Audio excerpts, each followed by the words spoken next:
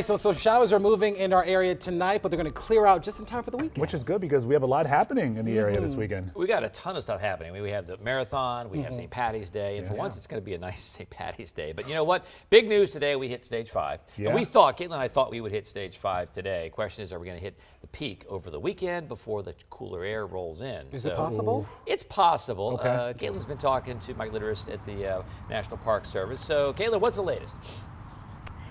Mike said we're either going to hit peak bloom this weekend with sunshine in 60s, or it probably won't be until the end of next week. The cooler weather early next week will likely slow us down if we don't get there. But the big messaging is rest assured, even if we do hit peak bloom over the weekend ahead of those cooler temperatures, it is not cold enough to harm the blooms and not windy enough to really impact the petals. So we have been out here all day looking at folks admiring these beautiful blossoms, but stealing the show is far and large Stumpy. And you know what? Stumpy's actually looking pretty good right about now. We had some significant coastal flooding earlier this morning. You can just see Stumpy here, all of the roots inundated, still shining brightly there though. Even the ducks swimming around Stumpy, showing you just how high the water was. Of course, Stumpy will be removed ahead of the tidal basin reconstruction, but Mike told me the future for Stumpy is still bright. Our friends at the National Arboretum are going to take cuttings of Stumpy before he's cut down. They will propagate those cuttings in their labs and eventually return to us basically clones. They're genetic matches of Stumpy that we'll be able to replant on the tidal basin when the project is done.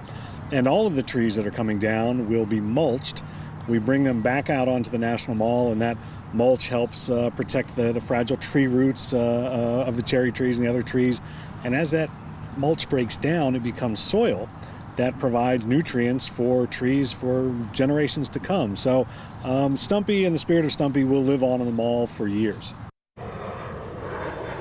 We love that circle of life for Stumpy. And I mean, you can see we still have some significant flooding here along the tidal basin. This reconstruction really is so necessary. Coming up just after 6 o'clock, we'll talk much more about the construction set to take place and why it really will be so beneficial here around the tidal basin.